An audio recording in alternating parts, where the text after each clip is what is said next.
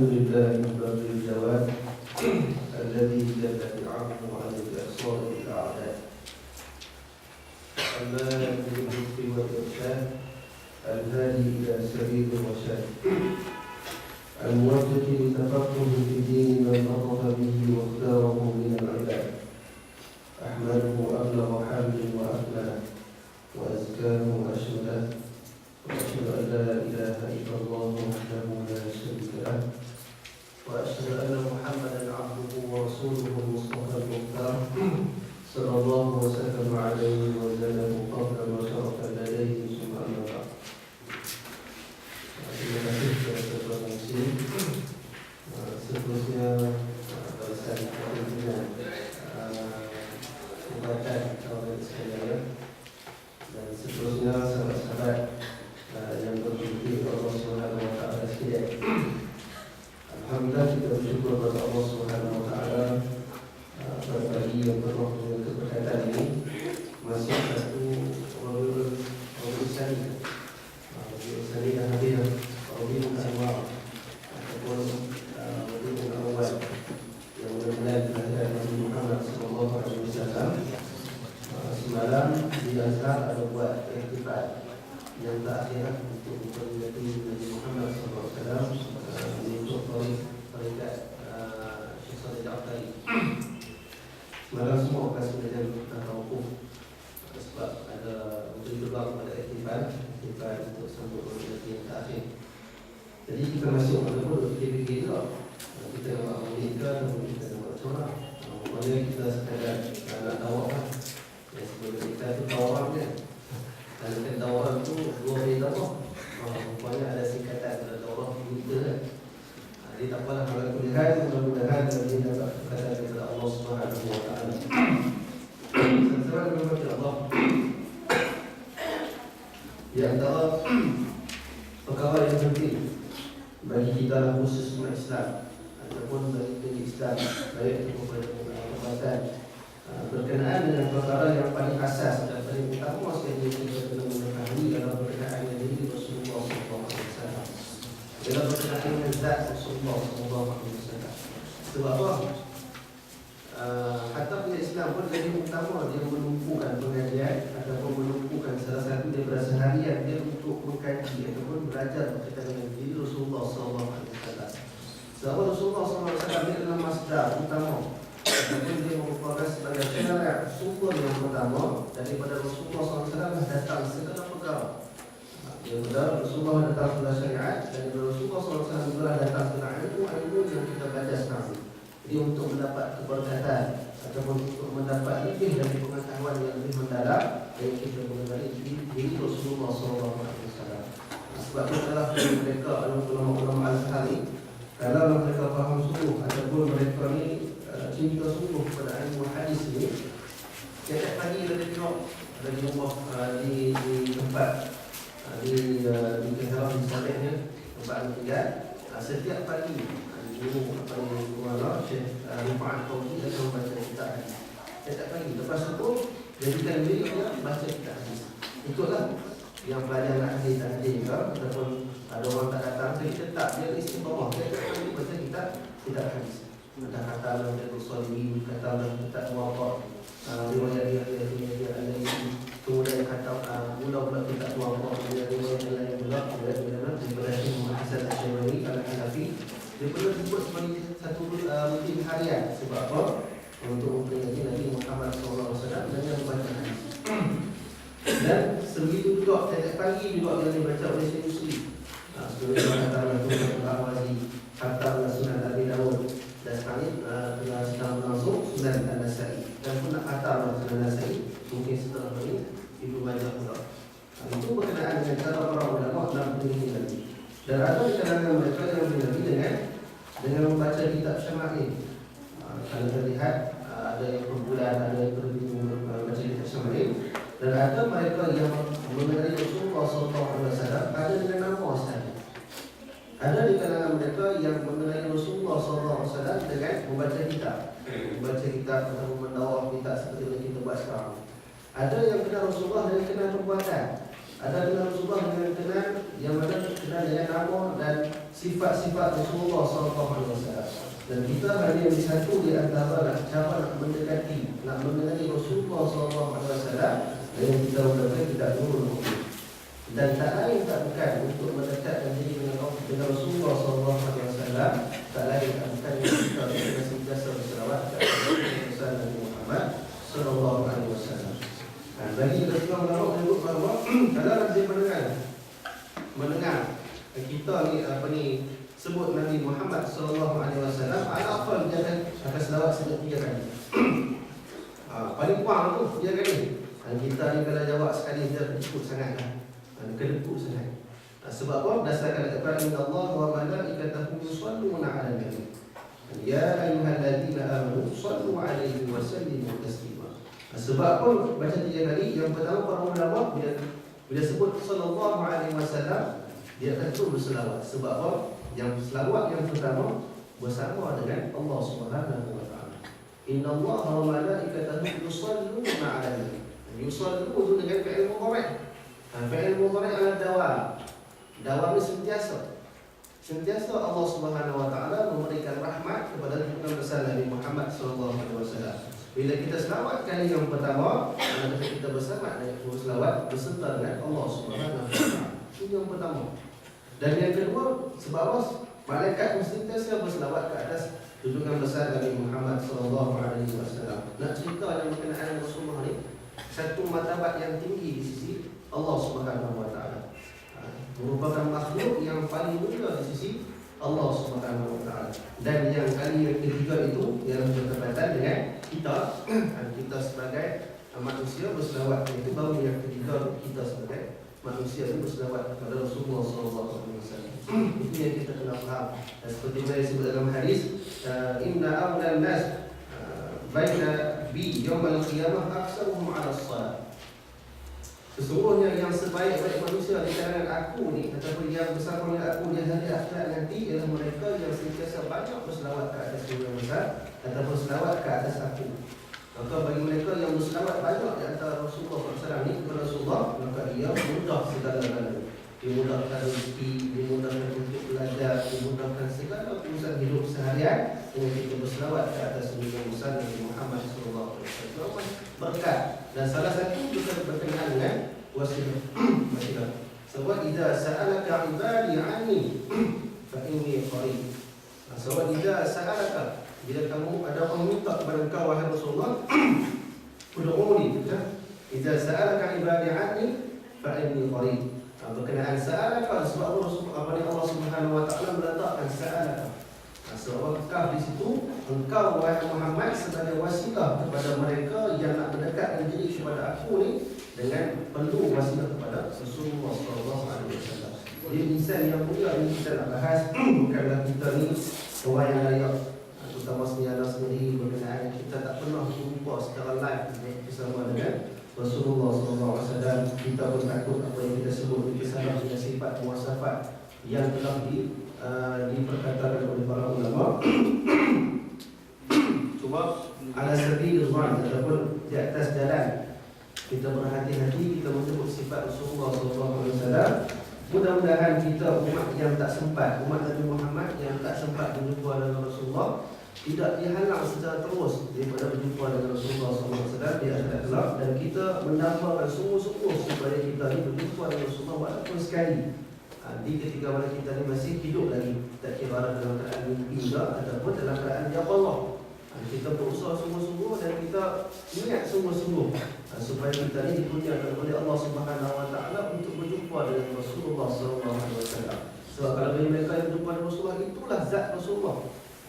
Itulah, dan Khilaf mengatakan bahawa kalau nak jumpa Rasulullah ni mesti berdepan. Kalau kita jumpa Rasulullah kita tengok di belakang, itu belum tentu. Belum tentu Rasulullah baca dalam mimpi lah. Tengok ke belakang tu, belum tentu lagi. Selalu yang bagi mereka yang berjumpa dengan Rasul dengan datang wajah sahaja pun ada juga. Tapi mesti berdepan. Kalau tengok ke tepi pun belum tentu lagi. Tengok ke belakang, tengok bayang, tak tahu bayang apa kan. So betul-betul boleh ditipu oleh syaitan. Tapi kalau berdepan selalu berjumpa Rasulullah, syaitan tidak mampu untuk menyerupai Rasulullah sallallahu alaihi wasallam. Kalau dia begitu juga, dia ingatkan. Jadi betul ni yang kita kena faham, dan perkara ni yang kita cubalah kita bahaskan pada kali ini. Seringkaslah, walaupun tak cadang nak baca satu harapan berhafid, sebab kita ni agak panjang juga lah, walaupun dia ringkas lah, tapi ringkas pun memerlukan kepada bacaan yang banyak, bacaan yang banyak untuk kefahaman dia lah. Sebab ni sebagai tadi, sebagai permulaan bagi mereka yang baru nak kenal ataupun baru nak berjumpa dengan zat ataupun diri Rasulullah SAW, dan sebagai tazkirah ataupun sebagai peringatan bagi mereka yang dah mendalami berkenaan dengan Rasulullah. Inilah sebagai satu kita kata nota ringkas. Nota ringkas ni seorang boleh faham tu. Kalau contoh kita ni buat soalan ni, kita buat nota ni setelah kita buat, kita faham dan kita baca habis. Kita tahu kadang-kadang satu ayat dah kita dah faham, orang baca dia seorang yang faham nota tu. Sama juga macam ni. Kalau kita baru baca sekali mungkin tak faham. Sebab ni ringkasan daripada kitab-kitab yang besar yang dibuat oleh Syamsuddin Abi Abdullah Muhammad bin Muhammad bin Ahmad As-Sayyid Nas, yang masyhur dengan Sayyid Nas, dan dibuat ringkasan bagi mereka yang baru nak masuk ataupun nak berkenalan dengan Rasulullah SAW, dengan sifat, dengan khuluqiyah, dengan khilqiyah, dengan sifat-sifat berkenaan dengan apa nama Rasulullah itu. Dan bagi mereka yang muntahi, yang mereka atas ini, sebagai tazkirah kepada mereka, peringatan untuk berkenaan dengan apa yang kita belajar. Jadi kita cuba untuk habiskan pada hari ini 2 sesi lah. Semalam pun dah dapat kena buruk lah, sampai lewat sini. Bukan kena buruk macam mana, cuma mungkin takdir Allah Subhanahu Wa Taala datang sini. Lepas kelas meja asal tak ada kelas malam, tapi yang awal itu surah Bismillah Al-Fatihah datang ke sini, naik tengkuk sampai tengah jalan, bayar duit semua, kita dah tidur, tak larat lah. Tidur dengan sebelah mama yang besar masuk, kita duduk sebelah ni, kita tersempit ke duduk lah. Kita tadi minta maaf, tapi bagilah ada banyak pada baca ayat juga. Dalam ni kita ni ada bahasa tinggi juga, bahasa tinggi juga, bahasa yang kata penuh dengan lubang dan barang yang tinggi lah. Kita tanya kita kuat. Jadi baca jalan last tadi dah sampai jalan apa ni yang tak ada lampu tepi ni, tak boleh baca lah, tidur lah. Sampai setengah jalan tu dah masuk betul tu seorang Arab tak bayar, musuh-musuh tu tak bayar, untuk tengkap. Jadi sawah dalam beg, sawah dalam beg, RM20 tau. Kita tadi nak orang dia kata orang kita tak bayar. Ni dia pakai tepiah dia jumpa. Kita tak bayar. Itu tak apalah, kita pun kita ingat tak apa, kita bayar 50 tak apa, yang penting jalan dia sampai awal. Tapi Arab sebelum bama ni, dia bama Arab sebelum ni kita tak bayar. Biar dia pun ni ngaku siapa yang sampai tu sudah. Lah kali yang uji siapa? Yang uji driver tu. Kena 25 gelang. Tak bayar juga. Ada juga orang yang betul harap lepas orang. Baik, insyaAllah kita ambil lah kepada kata sikit yang kita baca Muqaddimah daripada surat yang ke-29. Baik. Jadi kita ada ringkas sebab banyaklah dia duduk dalam pertama dan kita syamil dalam Muhammadiyah yang kita nak menikmati diri. Tapi bila kita darah bulan tak habis. Kalau 3 hari ni yang letih tidak pendaurah hampa boleh Allah. Jadi kitab ni boleh tak kita memiliki kitab Khasa'is An-Nabawiyah, Khasa'is An-Nabawiyah Al-Kubra yang dikarang oleh Imam Asy'ari rahimahullah, 2 jilid dah di kaki ni, kalau buat macam tu lah.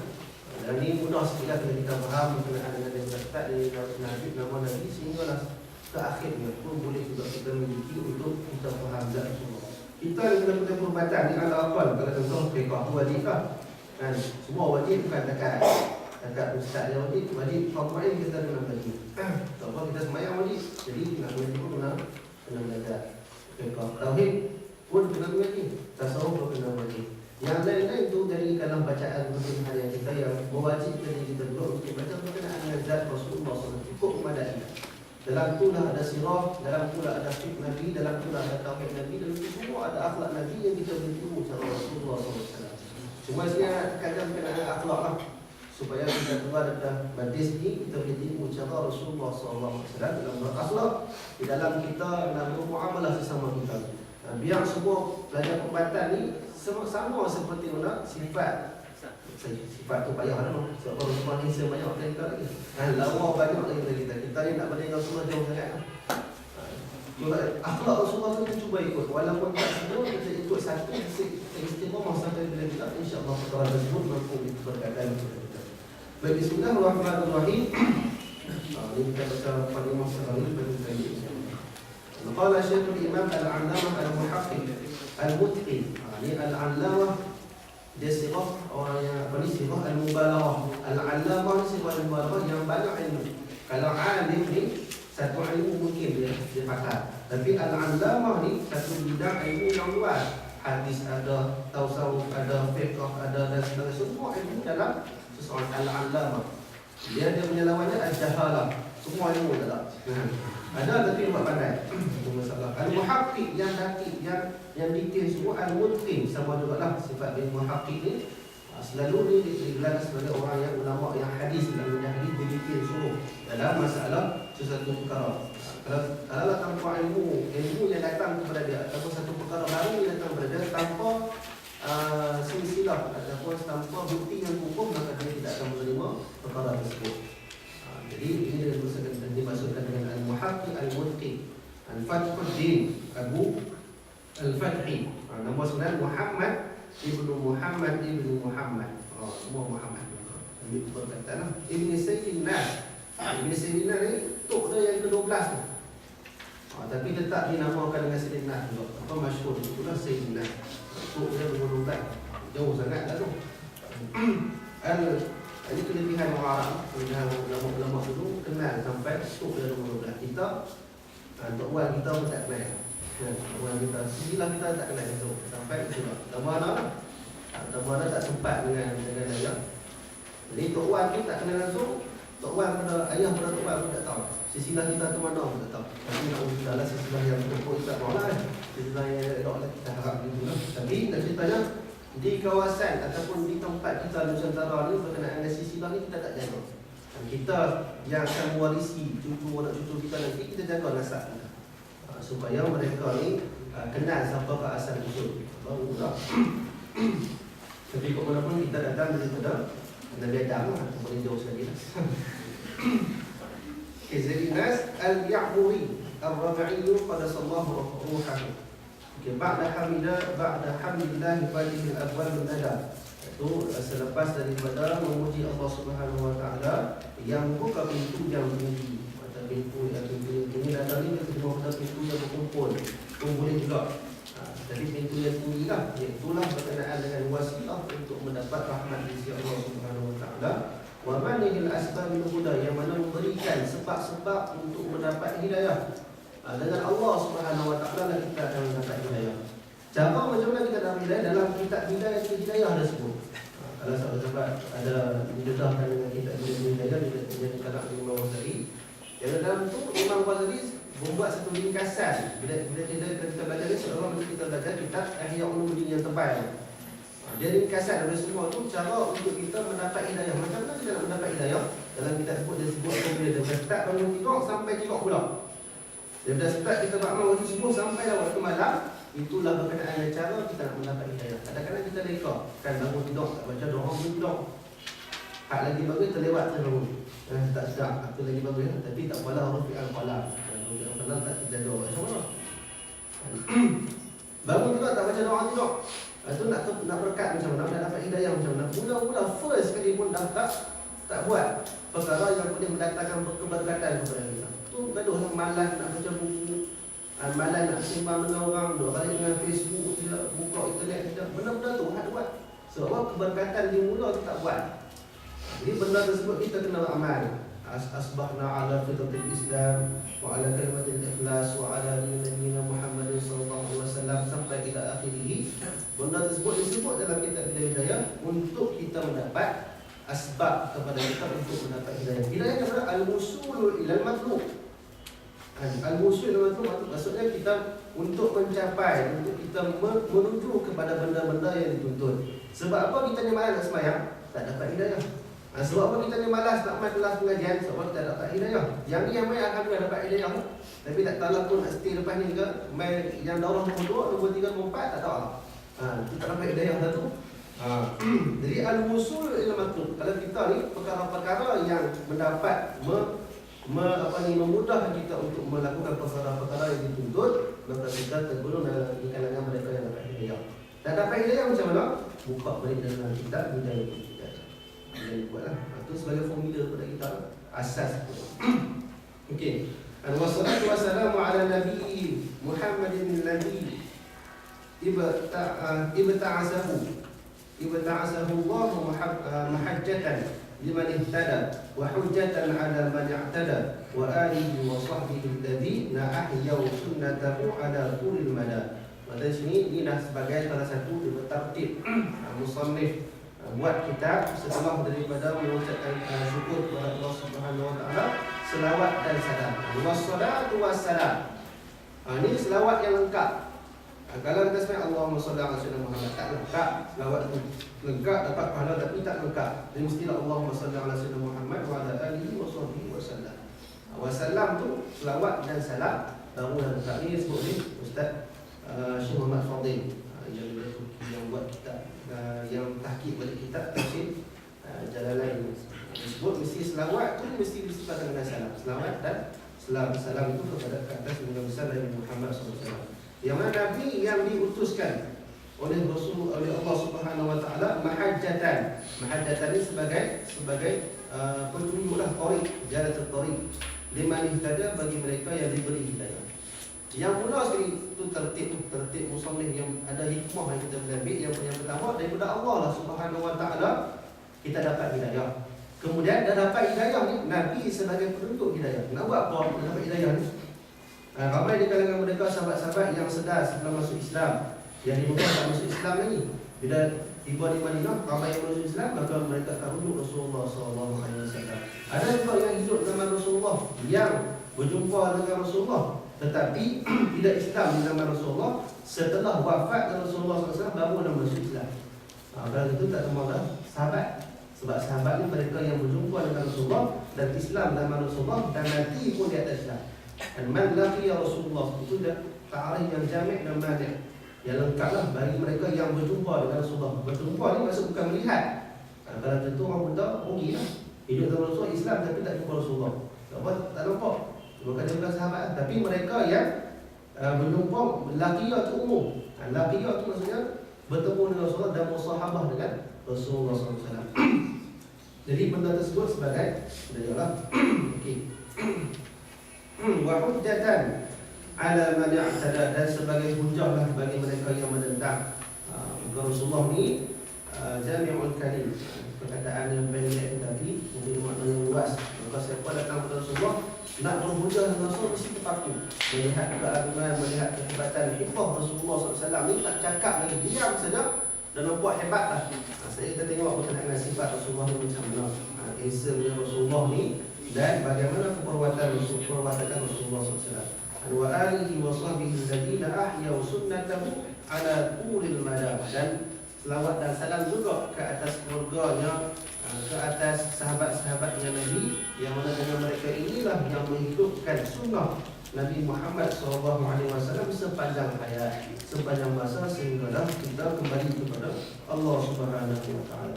Jadi dengan sahabat dan para keluarga Nabi lah kita dapat sedikit sebanyak sunnah yang dibuat oleh Rasulullah SAW sebagai tatapan kita kali ini.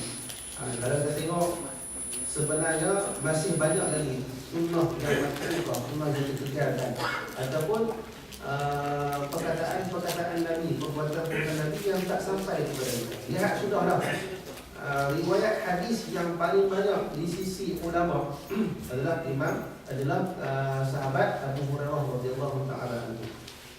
Yang tu buat dalam 4,000 lebih hadis. Bayangkan kalau dia hidup zaman Islam pada zaman pada tahun ke-6 Hijrah, Abu Hurairah. Kalau kita belajar hadis, Islam pada tahun ke-6 Hijrah, manakala dia baki dalam masa 4 tahun ke 3 tahun bersama Rasulullah. Setelah Rasulullah masuk Islam dan terus munazamah dengan Rasulullah. Tak berpisahlah dengan Rasulullah sampai ke dalam, tapi merupakan sahabat yang paling banyak meriwayatkan hadis.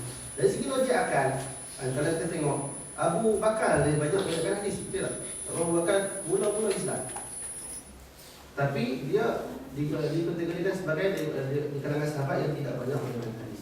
Sayyidina Ali pun sama juga. Sayyidina Abu Bakar, Sayyidina Umar pun sama juga. Sebab yang paling mulazamah pada tahun yang ke-6 Hijrah itu pun daripada Sayyidina Abu Hurairah. Nak ceritakan bahawa banyaknya hadis yang tak sampai kepada kita.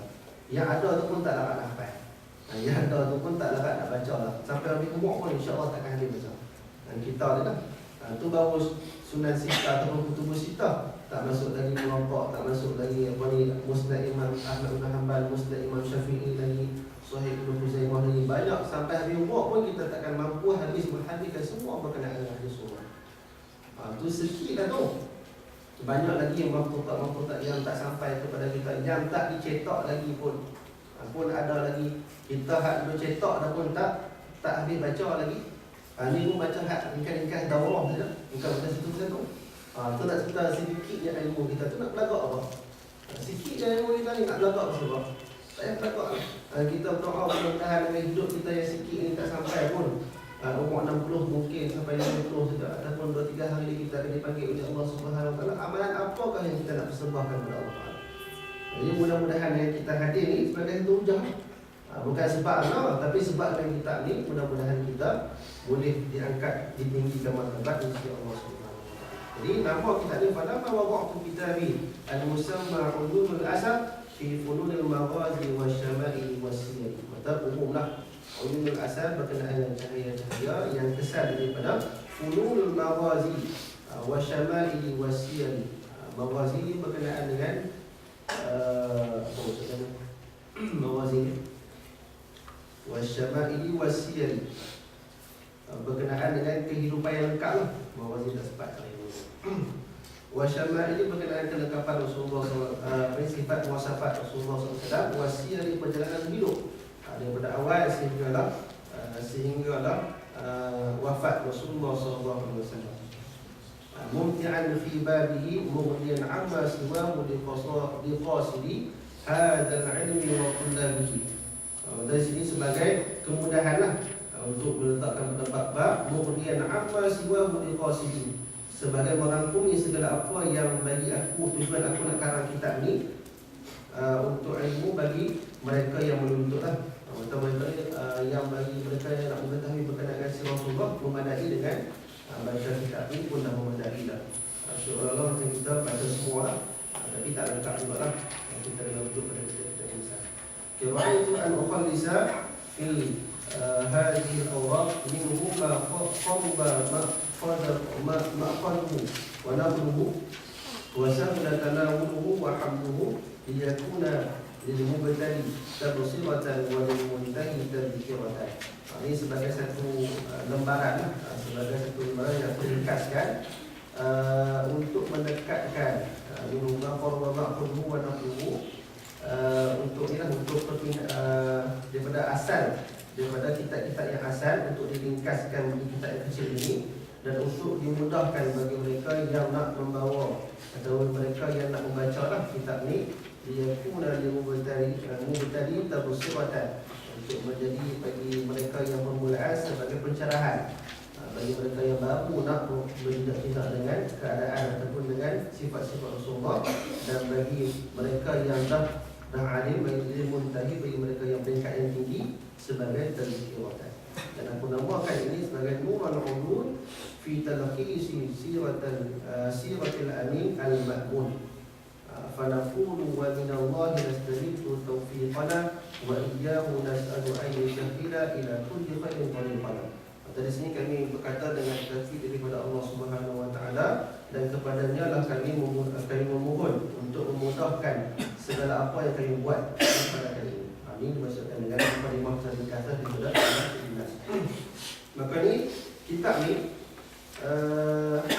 okey. Nurul Uyun fi Talqis Siratil Amin Al-Ma'mun ni ringkasan daripada kitab Uyun Al-Asad fi Fununil Maghazi wa Syamali Wasiyah. Kitab dia juga, tapi dia ringkaskan daripada kitab tersebut. Jadi kita ni payah lagi lah. Kita baca kitab ni sebagai satu mukadimah kepada kita. Baik, yang pertama sekali